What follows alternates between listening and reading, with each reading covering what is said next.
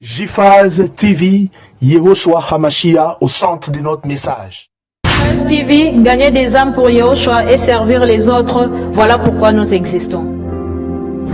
Émissions, conférences, prières, enseignements, informations et films. Réveil, réforme dans l'amour, la sanctification et l'excellence. Abonnez-vous et activez la cloche de notification pour ne rien rater.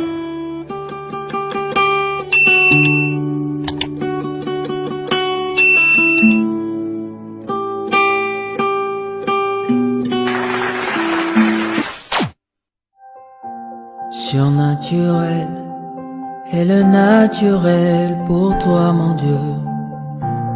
Nous le voulons en ce lieu. Surnaturel est le naturel pour toi, mon Dieu. Nous le voulons en ce lieu. Surnaturel est le naturel pour toi, mon Dieu. Nous le voulons en ce lieu. Surnaturel est le naturel pour toi, mon Dieu. Nous le voulons en ce lieu. Et surnaturel est le naturel pour toi, mon Dieu. Nous le voulons en ce lieu. Surnaturel est le naturel pour toi, mon Dieu. Et nous le voulons en ce lieu. Que ton onction descende sur moi. Et ça descend. Que ton onction descende sur moi. Que ton onction descende sur nous. Que ton onction descende. Surnaturel est le naturel pour toi, mon Dieu. Nous le voulons en ce lieu. Père éternel, Yehoshua Hamashiach, Elohim des familles, nous te bénissons. Elohim des familles, sois élevé ce matin. Parle aux familles, guéris des familles blessées, restaure des familles brisées ce matin. En ton nom, Yehoshua Hamashiach, j'ai ainsi prié. Et nous disons Amen. Est-ce que nous pouvons acclamer pour Elohim des familles? Acclame bien. C'est Elohim qui a institué la famille. Je vous salue au nom précieux de notre Adonai Yehoshua Hamashiach. Je salue nos bien-aimés qui nous suivent sur Internet. Nous allons lire la parole du Seigneur. Les thèmes que nous allons partager ce matin, c'est les mariages. Nous sommes dans notre réunion dominicale des familles. Les mariages. Nous allons lire la parole du Seigneur. Genèse chapitre 2. 18 à 25. Genèse Bereshit chapitre 2, 18 à 25. Nous lisons au nom de Hamashiach. L'Éternel Elohim dit: il n'est pas bon que l'homme soit seul, je lui ferai une aide semblable à lui. L'Éternel Elohim forma de la terre tous les animaux des champs et tous les oiseaux du ciel, et il les fit venir vers l'homme pour voir comment il les appellerait, afin que tout être vivant portât les noms que lui donnerait l'homme.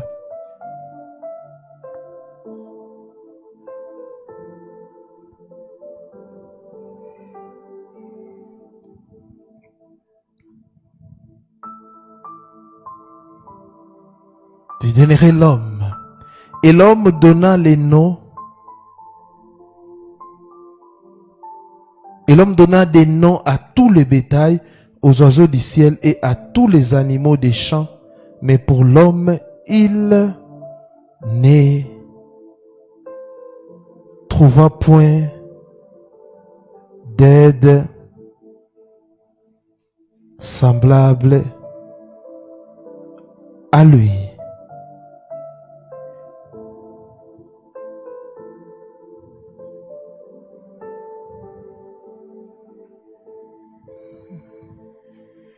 Alors, l'Éternel Elohim fit tomber un profond sommeil sur l'homme qui s'endormit. Il prit une de ses côtes et renferma la chair à sa place.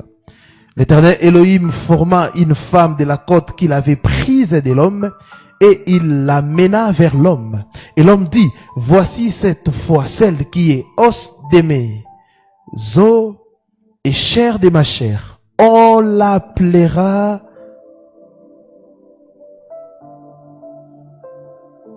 femme parce qu'elle a été prise de l'homme. C'est pourquoi l'homme quittera son père et sa mère et s'attachera à sa femme. Et ils deviendront une seule chair. L'homme et sa femme étaient tous dénus et ils n'avaient point honte. Amen. Reprenez vos places, s'il vous plaît.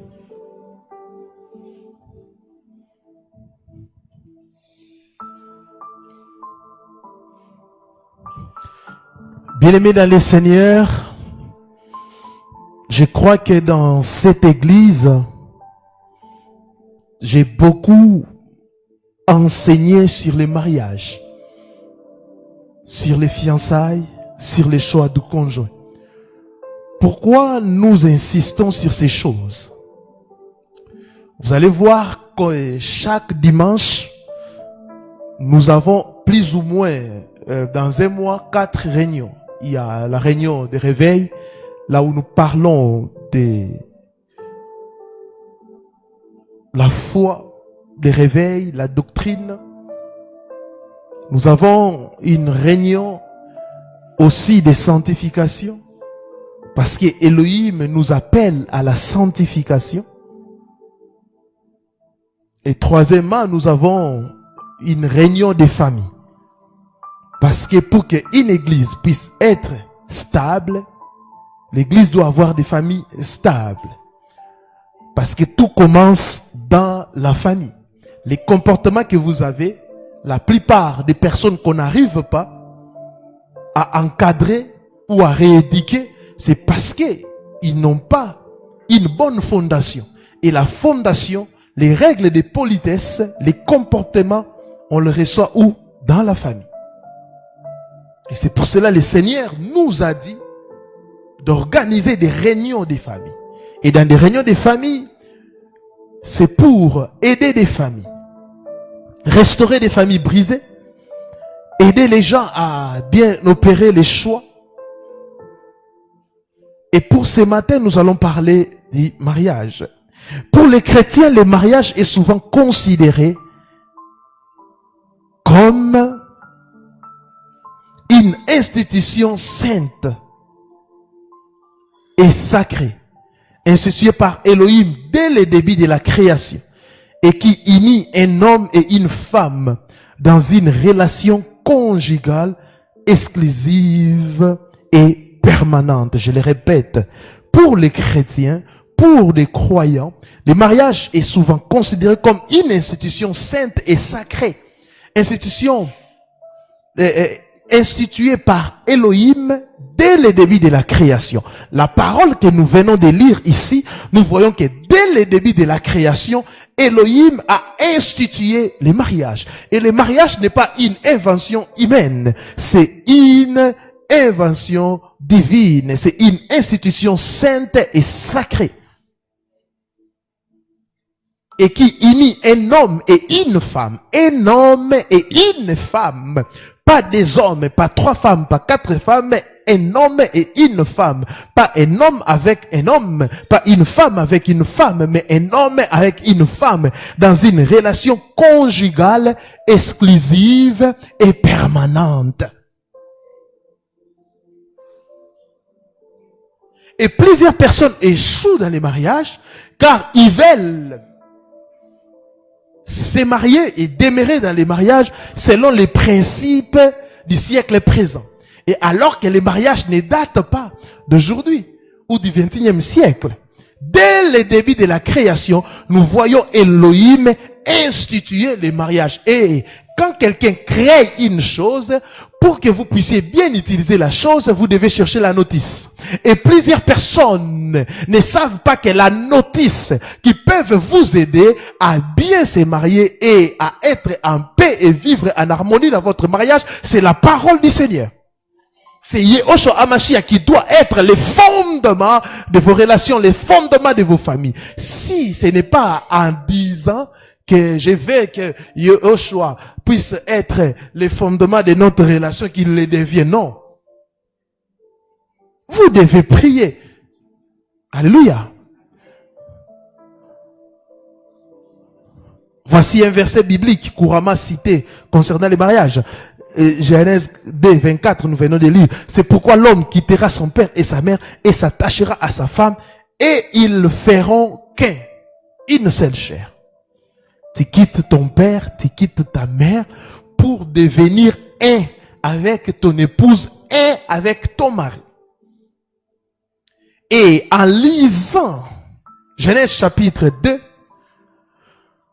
que nous venons de lire, nous allons comprendre où, à travers ces chapitres que nous venons de lire, nous pouvons énumérer quelques vérités. La première vérité, l'unité. Si vous lisez Genèse chapitre 2, 24, vous allez voir, constater que le mariage selon le plan d'Élohim doit être bâti, où la vérité que nous pouvons ressortir de ces passages, c'est quoi? L'unité. Nous parlons de mariage, mais ça peut aussi aider les fiancés ou les gens qui veulent faire un choix. Vous ne pouvez pas imaginer un avenir meilleur avec une personne qui n'est pas un avec vous. Déjà dans les fiancés, si vous constatez qu'il n'y a pas l'unité, la personne est en train de vivre comme un singleton, faites très attention. Le mariage est vu comme une union sacrée où 2 individus deviennent une seule chair devant Elohim. C'est la responsabilité des conjoints de faire tout ce qu'ils peuvent pour manifester cette unité. C'est la responsabilité, même si Elohim te donne l'homme ou la femme de ta vie, même si tu trouves l'homme ou la femme de ta vie, mais l'unité doit faire quoi? L'objet d'un travail acharné.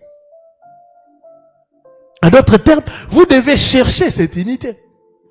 Ici, l'unité, plusieurs personnes sont en train de réduire l'unité de l'âme, parce que dès que vous couchez ensemble, vous devenez un.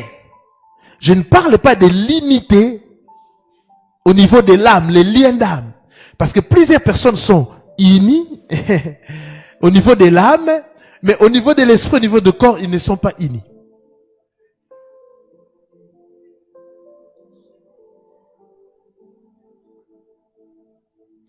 Parce que c'est pour cela Yahweh interdit les rapports sexuels avant les mariages. C'est dans un cadre précis. Pourquoi? Ça crée un lien d'âme.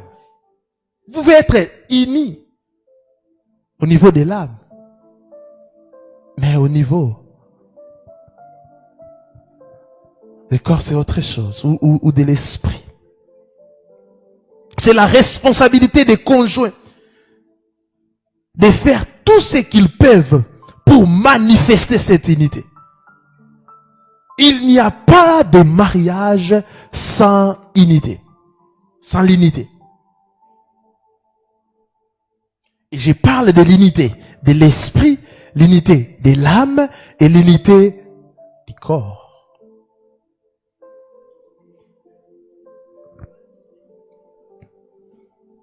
C'est pourquoi l'homme quittera son père et sa mère et s'attachera à sa femme. Et ils deviendront une seule chair. L'unité. Et quand on parle de l'unité, vous devez prendre des décisions communes. Amen. Quand vous parlez et que vous prenez une décision, vous échangez, vous discutez, vous prenez une décision, ça doit être la décision du couple. Est-ce que quelqu'un me comprend?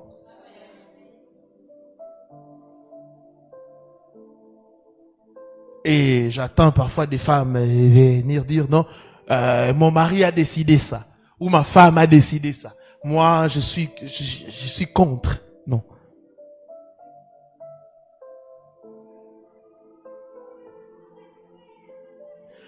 Là où il n'y a pas l'unité, le Seigneur n'est pas là. Vous pouvez prier, chanter, crier. Là où il n'y a pas l'unité, le Seigneur n'est pas là. Et les enfants, s'ils constatent que les parents ne sont pas unis, ils vont vous manipuler. Aujourd'hui, il y a des parents qui veulent que leur famille puisse être unie. Mais eux-mêmes ne sont pas unis. Quand je parle de la famille, c'est la famille restreinte. Je parle de vous et votre épouse et les enfants. Et vous êtes divisés. Tel enfant, telle enfant. Mais ils ont hérité ça de qui? De vous. De vous.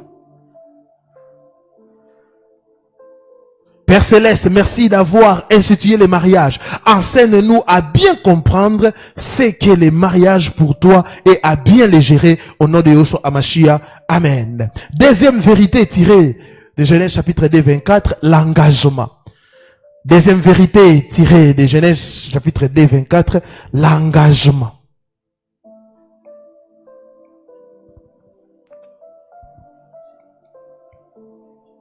L'engagement. L'engagement dans les mariages revêt une importance cruciale pour les chrétiens, symbolisant un pacte sacré devant Elohim où des âmes s'unissent dans l'amour et la fidélité. L'engagement dans les mariages revêt une importance cruciale pour les chrétiens, symbolisant un pacte sacré avec Elohim, où des âmes s'unissent dans l'amour et la fidélité. Cet engagement va bien au-delà des simples mots prononcés lors de la cérémonie du mariage. Il implique une dévotion profonde, un soutien inconditionnel et une volonté de grandir ensemble malgré les épreuves. Cet engagement, l'engagement ce n'est pas les mots que vous prononcez. L'engagement ce n'est pas les discours que vous prononcez. Car j'ai vu des gens appeler leur mari, leur femme, bébé, mon amour, mais se battre. Ou divorcer. L'engagement va bien au-delà des simples mots que nous pouvons prononcer. Je te ferai, je te serai soumise. Machin. Tout ça, ce ne sont que des paroles. Et l'engagement implique une dévotion profonde, un soutien inconditionnel. Et une volonté de grandir ensemble, malgré les épreuves, c'est ça. Malgré les épreuves, mais j'accepte, je suis fidèle à mon engagement. Malgré les épreuves, je suis fidèle à mon engagement, car je connaissais tes défauts avant de t'épouser, mais j'étais épousé. Je connaissais tes défauts avant de t'accepter, mais j'ai accepté que nous puissions vivre ensemble. Si les défauts que tu connaissais, tu n'arrives plus à les supporter, comment c'est là? Un jour, un couple est venu me voir en disant, on a parlé. J'ai posé la question à l'homme. Tu veux l'épouser? Ok. La femme, tu veux l'épouser? Ok. L'homme va écrit tous les défauts de cette femme. La femme aussi fait de même. Après 3 jours, le couple est encore venu me voir. Ils m'ont remis ça en papier. J'ai dit, ok. Malgré tout ça, mais vous avez quand même pris l'engagement de rester ensemble. Oui, papa, au-delà de ça, oui. Ah, ok. Gloire au Seigneur. Mariez-vous. 4 ans après leur mariage, je vois la femme venir se plaindre. Oh, mon mari a fait ça, il a fait ça, il a fait ça. J'ai pris les papiers. Cherche ces comportements ici.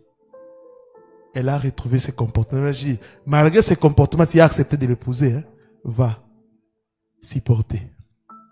Oh, papa, oh, mais avant le mariage, tu connaissais qu'il est ainsi. Mais tu as accepté de l'épouser. Alors, évoluez. Une année après, l'homme vient, mais cette femme ne sait pas gérer l'argent. Et là, je dis, mais messieurs, il y a 4 ans passés, vous étiez ici ensemble. Tu as accepté. Malgré que tu connaissais. Vous savez, comment se rassurer que c'est l'homme ou la femme de ta vie? Bien aimé, quand une personne, malgré que tu connais ses défauts, mais tu acceptes quand même de vivre avec lui, c'est ça la bonne personne. La bonne personne, ce n'est pas une personne qui n'a pas de défauts ou qui est parfaite. Non. La bonne personne, c'est une personne, vous connaissez ses erreurs, mais vous acceptez quand même de cheminer ensemble. Parce que nul n'est parfait. Nous commettons toujours des erreurs. Nous sommes des humains. C'est une promesse solennelle d'affection, l'engagement et de respect qui guide les conjoints à travers les hauts et les bas de la vie conjugale, renforçant leurs liens spirituels et émotionnels au fil du temps. Les liens émotionnels se renforcent au fil du temps. C'est pour cela que je vous ai donné, suivez cet enseignement sur YouTube, les parcours d'une relation amoureuse. Les parcours d'une relation amoureuse. Tapez cela, vous allez voir.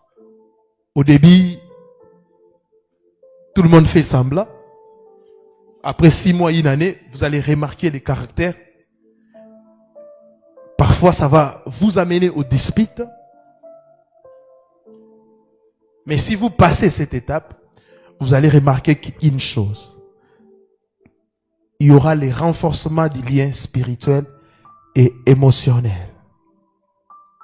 Chers frères et sœurs, mariés, souvenons-nous toujours des paroles de vœux d'amour et de fidélité échangées devant les 2 familles, mariage coutumier, devant l'autorité civile, mariage civil, et devant Elohim, bénédiction nuptiale. Souvenez-vous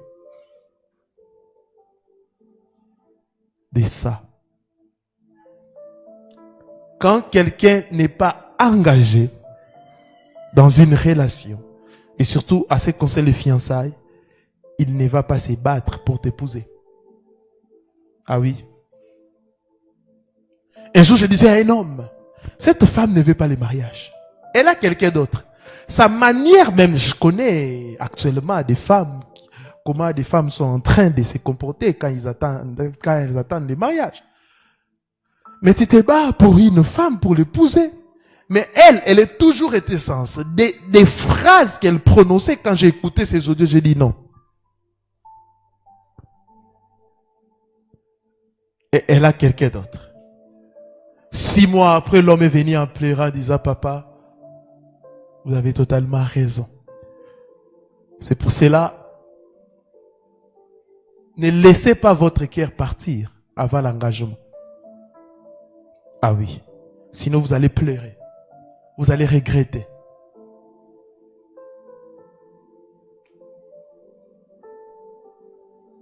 Père Céleste, aide-nous les mariés chrétiens, hommes et femmes, à prendre notre engagement au mariage au sérieux. Nous refusons de divorcer tant que cela n'est pas de nous, au nom de Yahushua HaMashiach. Amen. Tu n'es pas marié, tu as dit Amen. Je prie pour les mariés.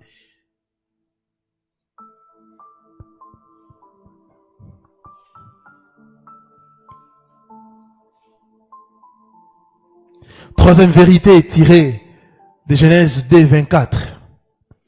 Troisième vérité, c'est les fondements.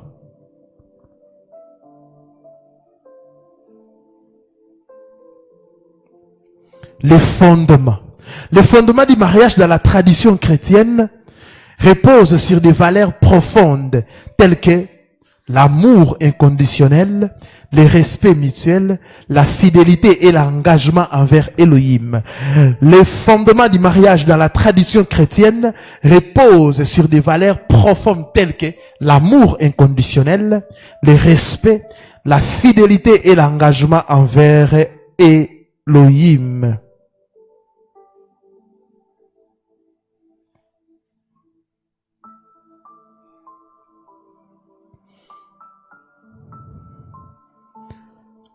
Ces piliers sacrés servent de la base solide pour la relation matrimoniale, guidant les conjoints à travers les hauts et les bas de la vie conjugale, renforcés par une conviction spirituelle qui nourrit leur union et les aide à grandir ensemble dans la foi et l'amour. Père Céleste, que nos mariages soient fondés sur l'amour inconditionnel, le respect mutuel, la fidélité et l'engagement envers toi. Au nom de Yehoshua Hamashiach. Amen. Colossiens chapitre 3, 14 à 15. La Bible dit, Colossiens chapitre 3, 14 à 15, la Bible dit, mais par-dessus toutes ces choses, revêtez-vous de la charité qui est le lien de la perfection. Et que la paix de Mashiach à laquelle vous avez été appelés pour former un seul corps règne dans vos cœurs et soyez reconnaissants. Bien aimé, un des secrets fondamentaux des mariages stables, c'est mettre Yehoshua Hamashiach au centre du foyer. Mettre Yehoshua Hamashiach au centre du foyer, ce n'est pas écrire des versets bibliques ou prendre une photo qui illustre Yehoshua, mettre dans un salon, non. Ou la Bible mettre dans des tiroirs, non. Placez Yehoshua au centre de votre foyer, c'est lui qui doit être le fondement. C'est lui qui doit être la fondation. Et placer Yehoshua Hamashiach au centre d'une relation, ce ne sont pas des déclarations. Qu'est-ce que vous faites? Placer le Seigneur Yehoshua dans votre mariage, c'est lire sa parole ensemble, méditer sa parole ensemble, prier ensemble, chercher la face du Seigneur pour l'épanouissement de votre couple. Cela implique de suivre ces exemples d'amour aussi. Oh, Jésus, il est au centre de notre mariage. Est-ce que vous suivez ces exemples d'amour? Est-ce que vous avez vu déjà Yehoshua frapper l'église? Jamais. D'amour, de compassion, de pardon et de respect mutuel. Le Seigneur respecte l'église. Il dit même, c'est son église, mais il dit, il est à la porte, il frappe. Mais toi, comme c'est son mari, tu dois monter sur elle. Et tu dois agir avec brutalité. Avec agressivité. Le Seigneur, il frappe pour entrer dans une porte.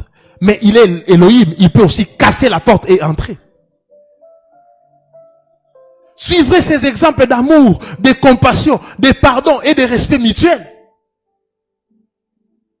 Ta femme, c'est ton propre corps. Ton mari, c'est ton propre corps.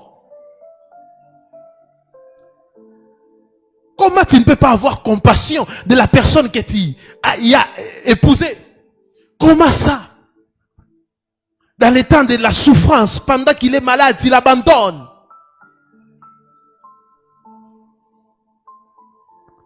Et souvent les maris pensent que donner de l'argent, c'est ça, l'amour. Non. Vous pouvez donner de l'argent sans avoir la compassion.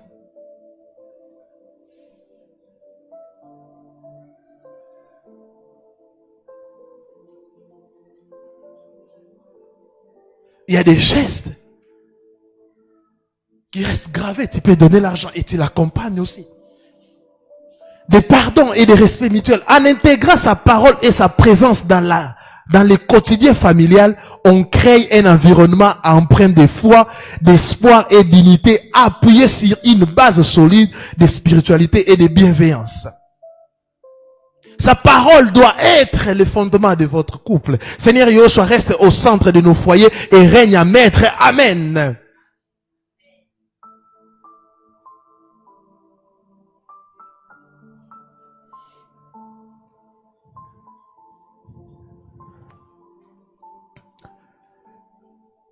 Nous avons dit que Les fondements du mariage dans la tradition chrétienne reposent sur des valeurs profondes telles que quoi?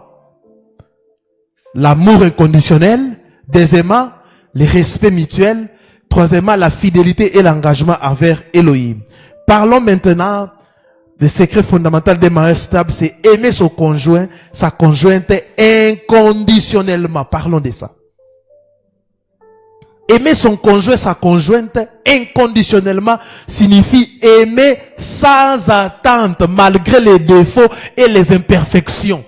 Aimer sans attente, malgré les défauts et les imperfections. C'est la femme que tu avais choisie, c'est l'homme que tu avais choisi. Et alors, vous êtes assez mature, vous êtes pas mature, vous êtes grand, vous êtes âgé, vous êtes adulte. Et un adulte, quand il prend une décision, il va jusqu'au bout. Aimer sans attente, malgré les défauts et les imperfections.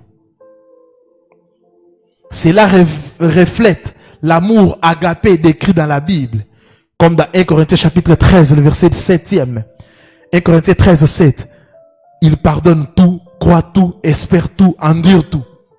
Endure tout. Il faut endurer. Hein? Il faut endurer. Le mariage,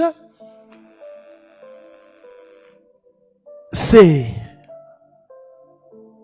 je peux dire, c'est difficile. Pourquoi? Vous êtes des personnes différentes. Tu as grandi dans un système avec des blessures, avec des problèmes. Si même nos frères, nos sœurs biologiques, avec nos parents, on a parfois des problèmes. Et alors avec un étranger ou une étrangère. Vous voyez? Maintenant, vous devez faire un travail. Ce travail consiste à quoi? Vous devez harmoniser vos différends. Ce qui est, peut-être, si vous avez la possibilité d'adapter certains comportements, vous pouvez les faire. Mais des choses qui vous divisent, cherchez maintenant une voie de sortie. Soit vous acceptez ces choses, soit il faut maintenant faire un effort avec la prière, des conseils des personnes matures. Ça peut vous aider à décoller. Parce que, cher papa, tu n'es pas le Saint-Esprit. Parce que plusieurs hommes pensent que ils sont les Saint-Esprit, je vais changer cette femme, je vais changer en frappant, en insultant. D'ailleurs, si tu insultes, ça devient encore pire. Tu insultes aujourd'hui, elle est silencieuse. Demain, après demain, il y a Yomoko.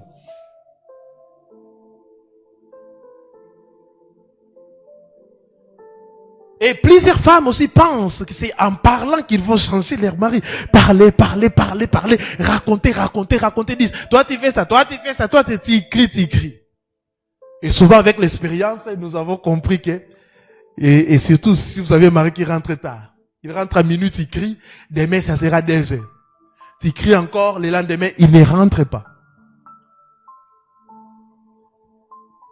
C'est pour cela que je dis, il y a des comportements que vous pouvez, avec la prière et l'accompagnement des personnes matures, ça peut vous aider.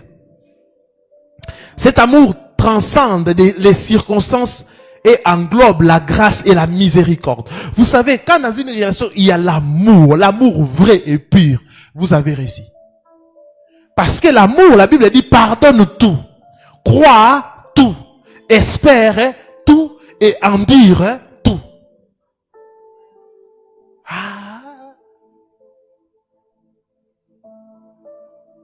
Aujourd'hui, la fois passée, je vous ai enseigné sur l'impatience. Aujourd'hui, les gens sont impatients. Aujourd'hui, il y a des gens qui acceptent qu'on puisse les comprendre. Mais pour qu'ils puissent comprendre les autres, c'est difficile.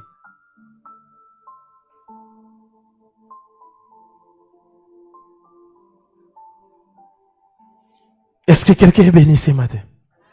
Cet engagement profond qui cherche les bien-être de l'autre et qui trouve sa source dans l'amour divin.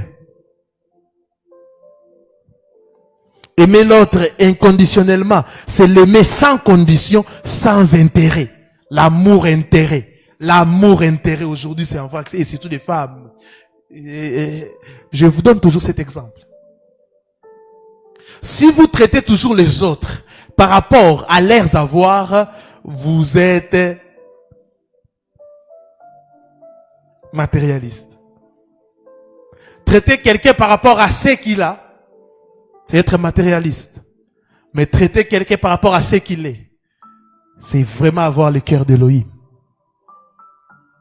Et les jeunes d'aujourd'hui regardent toujours ce que l'homme a ou ce que la femme a sans regarder ce qu'elle est ou ce qu'il est. Parce que c'est ce qu'il est qui fait la différence. C'est ce qu'il est qui compte.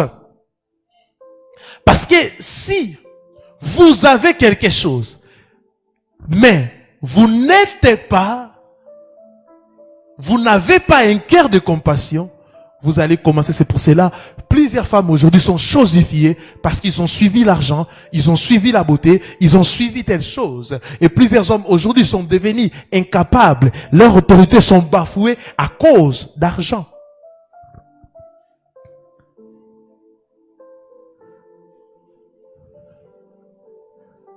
Aimer l'autre inconditionnellement, c'est l'aimer sans condition, sans intérêt. Sans l'aimer, et non, c'est l'aimer comme Yahushua Hamashiach aime chacun de nous. Il nous aime tel que nous sommes avec les soucis de nous rendre meilleurs. De nous rendre meilleurs. Aujourd'hui, j'aimerais parler aux jeunes gens que vous êtes.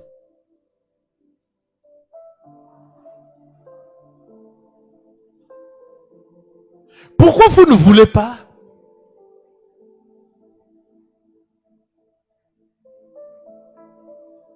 commencer avec quelqu'un,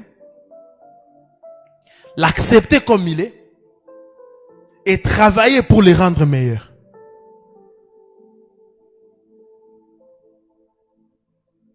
Et plusieurs pensent qu'ils trouveront, oh Seigneur, je vais trouver un homme déjà, on a déjà travaillé sur son comportement, il est stable, mais toi tu es comment? Ou je vais trouver une femme qui est déjà stable, non. C'est bien de trouver quelqu'un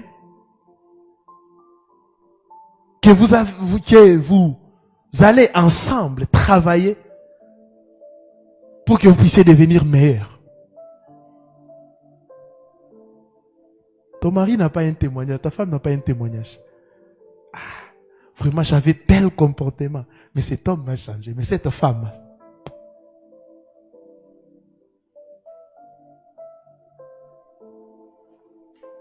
Seigneur Yahushua Hamashiach, apprends-nous à aimer comme toi. Tu aimes. Amen. Deuxième chose, j'avais parlé de quoi? Les respects mutuels. Après quoi? Les respects mutuels.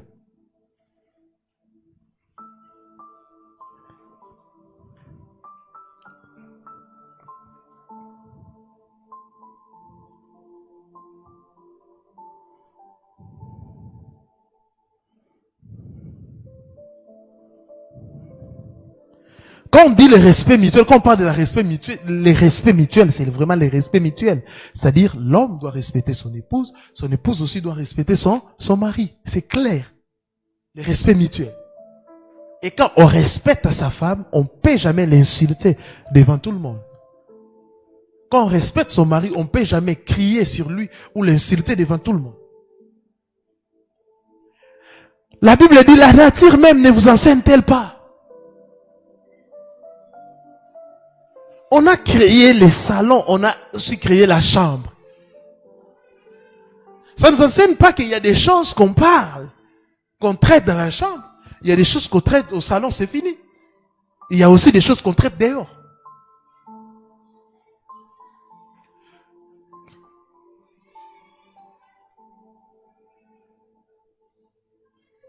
Ne pas exposer les défauts de sa femme ou de son mari, ce n'est pas de l'hypocrisie.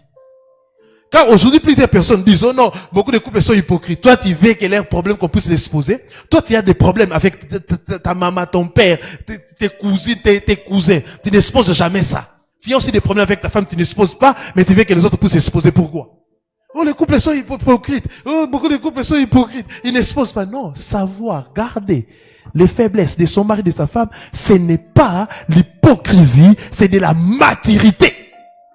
Car personne ne peut aimer qu'on puisse les traiter mal en public, qu'on puisse le parler mal en public ou exposer ces faiblesses qui sont privées en public. Ce n'est pas de l'hypocrisie.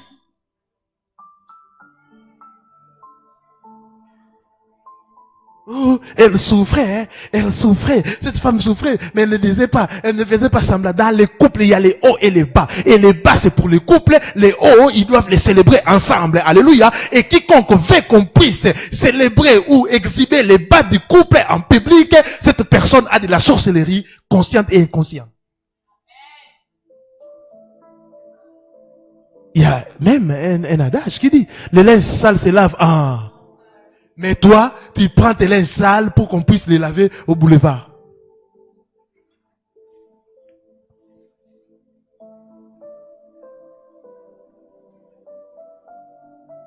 Et c'est devenu une théorie où les gens sont en train de dire, non, il faut parler. Parler pourquoi? Ces gens-là veulent des informations pour demain vous abattre ou vous attaquer. Même pour vos enfants, hein. Un parent responsable n'expose pas les faiblesses de ses enfants. Dans la famille élargie. Non, jamais. Un parent responsable traite parce que l'enfant a aussi droit à la vie. Ces gens-là que tu peux raconter, que tes enfants font ça, et ils ont aussi des enfants, mais ils ne disent rien. Mais c'est seulement toi qui exposes tes enfants. Et surtout, la majorité des gens qui ont ce genre de comportement, c'est des femmes. Si tu as eu la capacité de la garder pendant 9 mois dans ton ventre, pourquoi ne pas garder ses faiblesses? Ah, la nature même vous enseigne-t-elle pas? Tu as eu la capacité de le garder 9 mois dans ton ventre, mais pourquoi tu n'arrives pas à le protéger quand il est sur terre?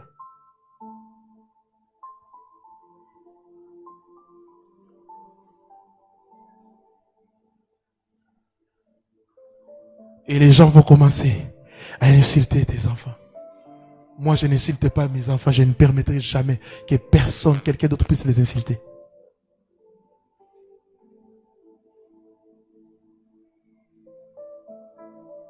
D'ailleurs, avec l'expérience, quand vous exposez un problème de couple, ça sera difficile que vous puissiez les traiter. En public comme ça. Pourquoi on choisit des parents? Pourquoi on choisit des personnes matures qui sont les aînés dans les mariages? Pourquoi on les choisit? C'est pour que quand il y aura des problèmes, que ce n'est pas quand on choisit des parents, tout ce qui se passe, on doit les dire non. Quand est-ce qu'il faut dire aux parents? Quand vous n'arrivez plus à de gérer cette situation. C'est à ce moment-là, il faut voir les aînés. Dans les mariages, pas seulement les aînés des matures, car il y a des aînés qui sont bêtes. Ah oui? Oh. Bizeng, il peut pas la rate. Parce qu'aujourd'hui, on pense que quand quelqu'un est âgé, directement il devient sage. Non. Il y a des gens qui sont moins âgés, mais qui ont de la sagesse. Il y a des gens qui ne sont pas mariés comme des Paul, mais ils ont de la sagesse. Ils vous donnent la sagesse et vous allez directement décanter la situation.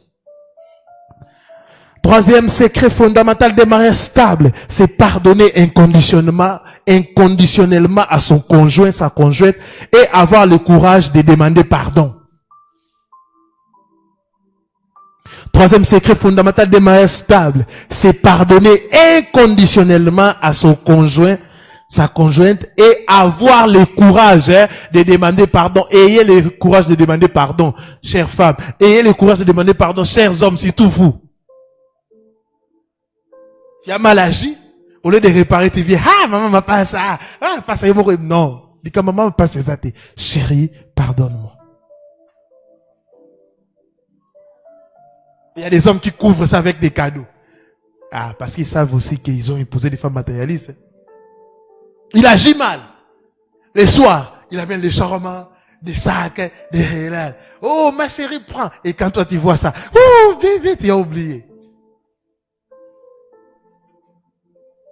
Mais le problème, ce n'est pas réglé. Cela signifie libérer son cœur de la rancune et de l'amertume, suivant l'exemple de l'amour divin. J'insiste sur la signification du mot pardonner. Pardonner signifie renoncer à la colère, à la rancune et à la volonté de vengeance envers quelqu'un qui nous a blessés. C'est ça. Renoncer à quoi? À la colère. Pardonner, c'est renoncer à la colère. Tu renonces à la colère. Deuxièmement, à la rancune.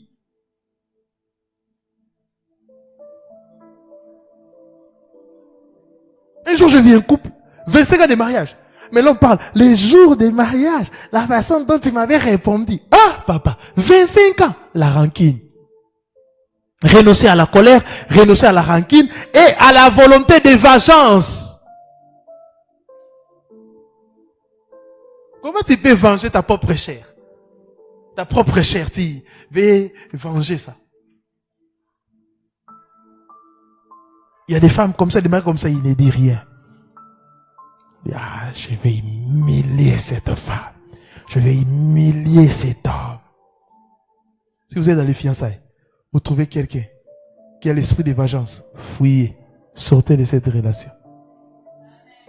Fouillez, fouillez et sortez de cette relation.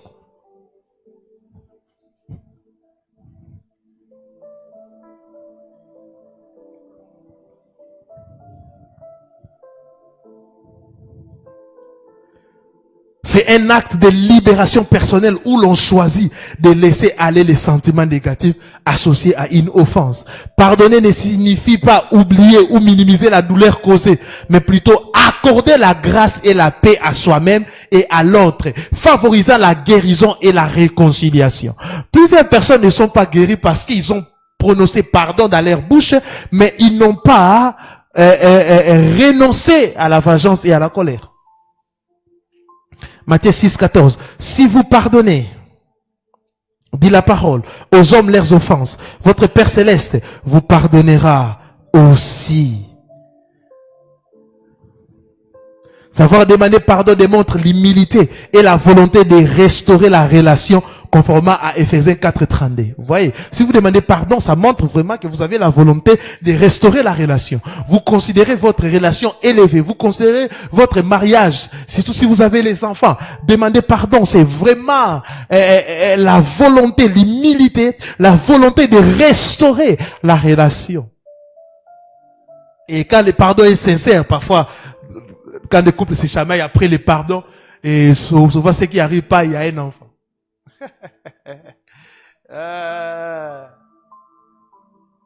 Éphésiens 4, 32. Soyez bons, compatissants plutôt, vous pardonnant les uns aux autres, comme Elohim vous a pardonné en Christ. Père Céleste, donne-moi la volonté et la force de pardonner et de demander pardon au nom de Yoshua. Amen.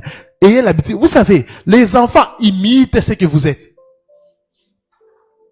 Plusieurs personnes me disent, pasteur, en tout cas avec vos enfants, ils ont de l'amour, ils s'aiment, mais ce n'est pas le fruit des hasards. Non. Parce qu'ils sont en train de voir, les enfants n'exécutent pas ce que vous dites. Ils pratiquent ce que vous faites.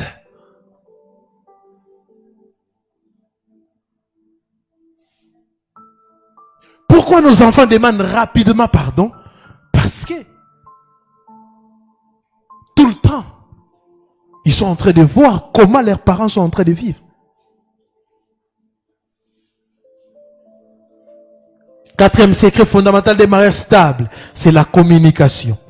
Quatrième secret fondamental des mariages stables, c'est la communication.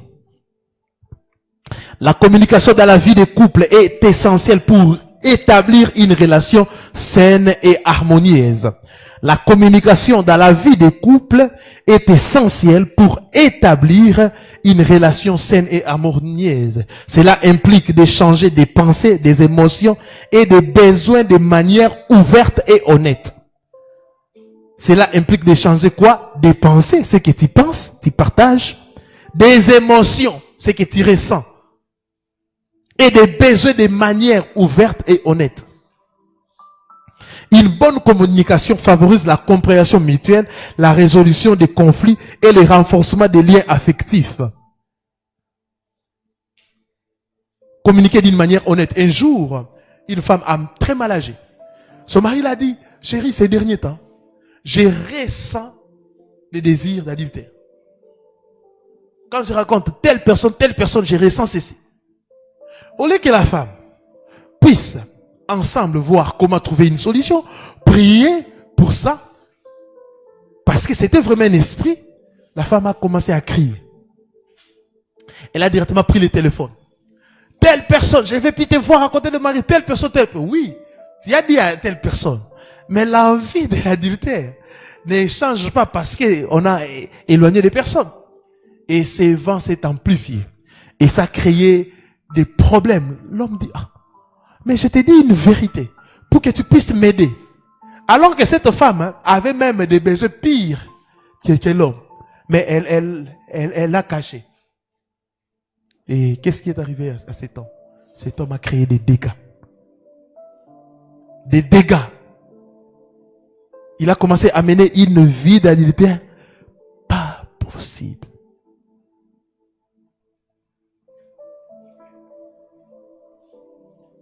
Jusqu'à aller à coucher même avec la maman de la femme. Et quand il est venu à l'église, pendant un service, une parole de connaissance est sortie. Quelqu'un est en train de vivre telle chose. Il y a un esprit. Après la délivrance, l'homme a pleuré, il a regretté. Il a avoué tout ce qu'il a fait. Quand ton époux, ton épouse te communique une faiblesse, ce n'est pas d'abord pour que tu puisses l'enfoncer dans le mal. C'est pour qu'ensemble, avec l'aide du Seigneur Yoshua Amashia, vous puissiez trouver une solution. Une bonne communication favorise la compréhension mutuelle. Comment on peut te comprendre si tu ne parles pas, surtout des femmes? Comment on veut qu'on puisse te comprendre si tu ne dis rien? Si elle est assise, et ton mari aussi ne dit rien. 30 minutes après, moi vraiment, je suis malade, on ne dit rien de cette maison. Moi, je suis malade, on ne dit rien de cette maison. Mais tu n'as pas dit qu'il est malade. Mais quand tu pars à l'hôpital, tu dis au médecin que tu es malade. Mais à ton propre mari, tu n'arrives pas à dire à ta propre femme. Ou des parents. Moi, dans cette maison, vraiment, on ne prend pas soin de moi, seulement les enfants. J'ai besoin de telles choses. Mais parle, papa, parle.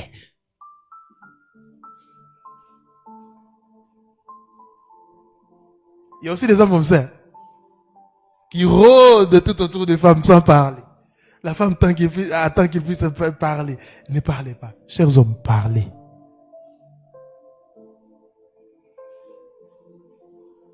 Vous n'arrivez pas à parler, vous commencez à créer des histoires. Si quelqu'un t'est dragué, tu vas accepter. Oh, drague directement au lieu de...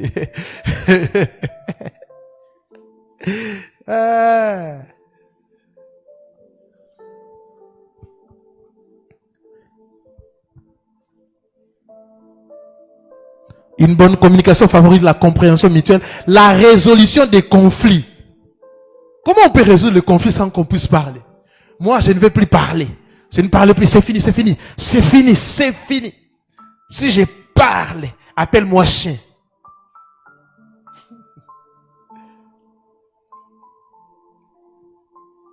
Et le renforcement des liens affectifs.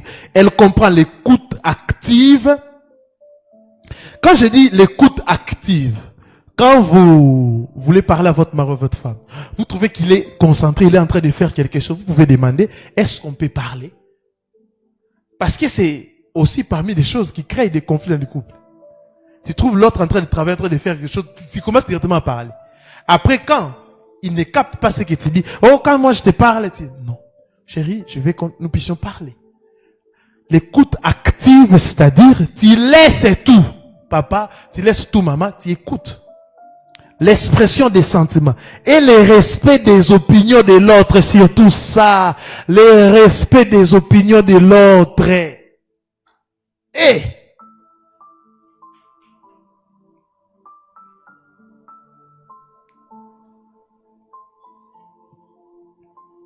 le respect des opinions de l'autre. Elle a aussi droit à la parole. Il a aussi droit à la parole. Respecte ce qu'il dit. C'est très important. Papa, au travail, quand l'autre donne son opinion, tu respectes, tu rigoles même. Une nouvelle génération de parents. Plusieurs enfants ont grandi que les papas doivent être toujours... Non. Sérieux, le papa ne doit pas rigoler, le papa ne doit pas faire ceci, fais ça, fais ça, fais ça, fais ça, fais ça.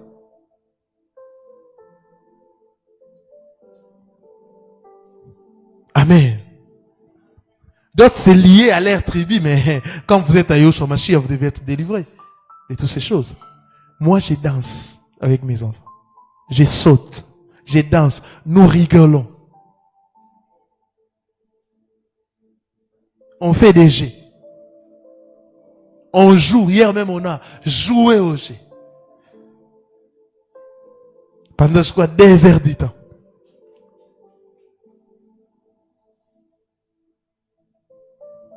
En cultivant une communication de qualité, les couples peuvent naviguer ensemble à travers les défis et les joies de la vie. J'aimerais dire aux couples fiancés, vous savez, quand vous êtes fiancés, vous écrivez à tout moment. Dans les mariages, ça ne sera pas le cas pour certaines personnes. Je ne comprends pas pourquoi. Dans les maisons, on a toujours la maman qui ne connaît pas les réseaux sociaux ou quoi. Elle jette son téléphone quand elle prépare. Nous, ce n'est pas comme ça. D'autres couples, tu regardes leur conversation WhatsApp avec leur conjoint, tu dis, ils sont des collègues de travail ou quoi? Comment tu écris à ta femme quand il y a toujours besoin de quelque chose? Tu écris à ton mari quand il y a besoin de quelque chose. À tout moment. Quand je sors, chérie, bonjour, je suis à l'arrêt. Pas je monte, chérie, je suis en transport. Hey, on rigole, on cause un peu, on parle un peu. Je suis arrivé. Tantalement, je suis occupé, je fais telle chose. Je fais telle chose, je fais... C'est ça.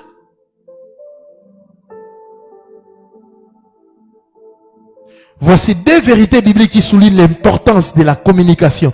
Proverbe chapitre 15, le verset 1er. Une réponse douce calme la colère, mais une parole dure excite la fureur. Une réponse douce calme la colère, mais une parole dure excite la fureur. Ces versets soulignent l'impact des paroles et l'importance d'une communication bienveillante pour maintenir la paix. Une communication bienveillante. Tu sais que ta femme vient d'accoucher, ta femme est malade, ta femme a des problèmes, a des soucis, mais tu viens encore les surcharger. Tu sais que ton mari a des soucis au niveau du travail, il y a tel problème, mais tu viens encore les surcharger. Ce n'est pas normal. Ephésiens chapitre 4, 2e verset, le verset 29e. Ephésiens 4, 29.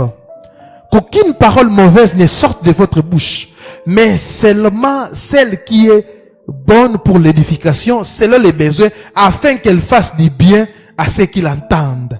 Ces versets rappellent l'importance de parler avec sagesse et de construire l'ordre par nos mots.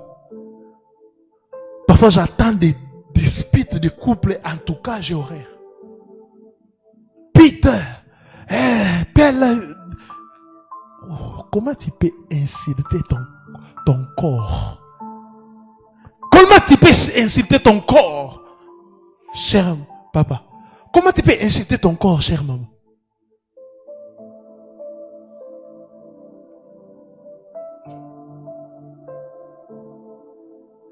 Et bien, c'est qu'on a lokota yo, papa. Nzambe nda lokota kana se yo pourquoi mo lokoti?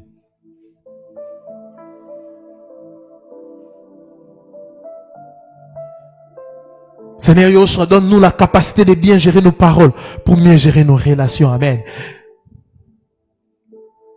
Cinquième chose, on va finir par là. On va finir par là. Cinquième secret fondamental des mariages stables, c'est la confiance mutuelle. Le cinquième secret fondamental des mariages stables, c'est la confiance mutuelle. Proverbe 31, verset 11. Le cœur de son mari a confiance en elle et il n'a pas besoin d'un butin. Proverbe 31, 11. La confiance est la pierre angulaire d'une relation solide. Elle se construit par la transparence et l'engagement permettant aux deux partenaires de se sentir en sécurité. Quand vous n'avez plus confiance en quelqu'un, ne l'épousez pas. Vous êtes avec un homme, vous l'attrapez avec 2 ou 3 personnes, il est en train de, en dehors de vous, et il a quelqu'un d'autre, ou en dehors de vous, elle a quelqu'un d'autre. Vous devez, quand la confiance est brisée, prenez des reculs.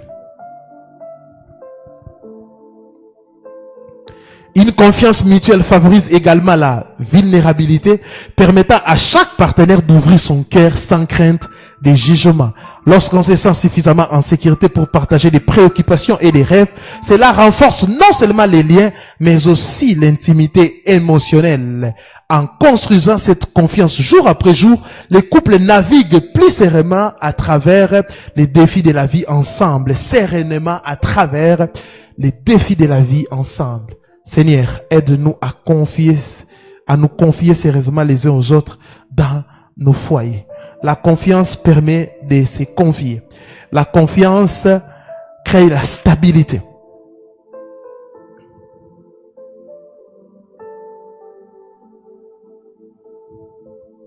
Chère maman, avez-vous confiance à vos maris?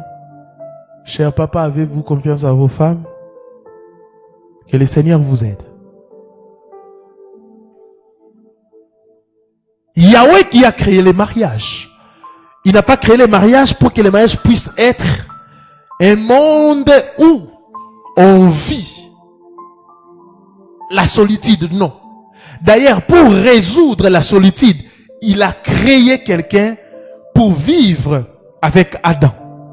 Si tu es marié, si tu te considères toujours comme seul, en tout cas, vous n'êtes pas dans un mariage.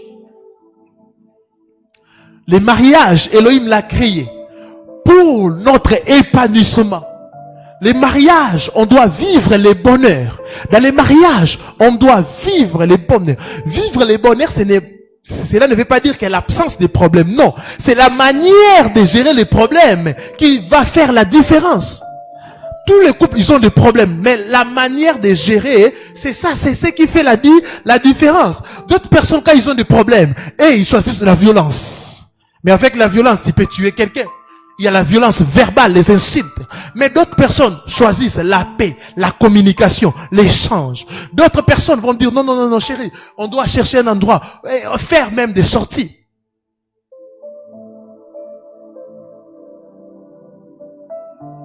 Vous n'avez plus de moments à deux comme ça. Même dans un restaurant, même dans un coin, ça ne coûte aussi rien. Il y a des restaurants où vous pouvez sortir, vous prenez seulement de l'eau.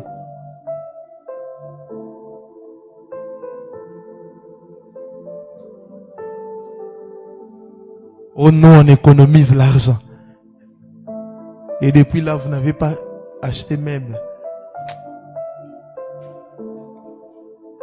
Les grands problèmes, parmi les choses qui tuent les couples, c'est-à-dire, ce que vous étiez en train de faire pendant les fiançailles, vous êtes maintenant mariés, vous ne le faites plus.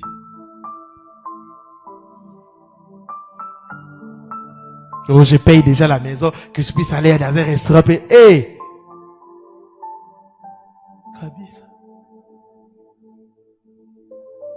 quel comportement?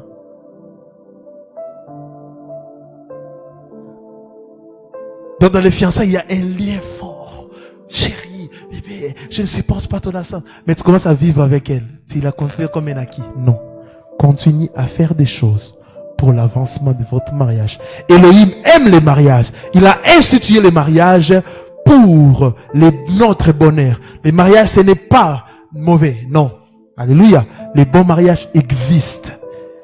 Retenez ça. Que le Seigneur vous bénisse abondamment. Oh, Rakazayabra. Tenons-nous debout, nous allons prier.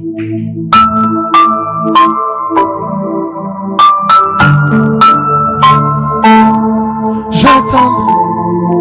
Oh, Riba Santelebra. Père, restaure des couples brisés. Restaure des couples en difficulté. Restaure des familles ce matin au nom de Yahushua. Restaure des couples au nom de Yahushua. Au nom de Yahushua, que le diable ne puisse pas gagner ou vaincre les couples ce matin. Au nom de Yahushua, je prie. Au nom puissant et glorieux de notre Adonai, Yahushua. Elohim des familles, agis. Elohim des familles, agis pour des gens, des célibataires qui n'ont pas encore, qui ne sont pas encore mariés, Seigneur. Aide-les à mettre en pratique toutes ces choses pour ta seule gloire, Yahweh, pour ta seule gloire, Elohim. La Sadra Raka Zumaraba et Rabba, que le célibat te lâche au nom de Yahushua. Oh Rahaba, que les célibats te lâchent au nom de Yahushua. Les Praziama Rakaziama et Daraba. Je prie pour les célibataires ce matin qui cherchent le mariage. Que les célibats te lâchent. Et si là, au nom de Yahushua.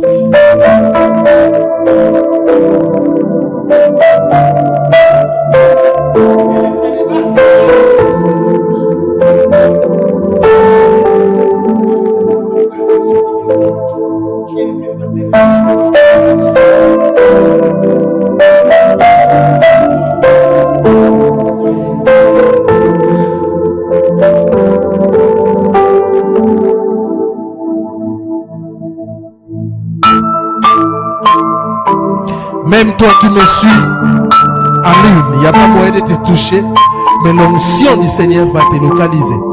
Nous sommes dans notre réunion dominicale des familles. Que l'Élohim puisse t'honorer, que l'Élohim puisse marcher avec vous. La salabra ziamarabasha.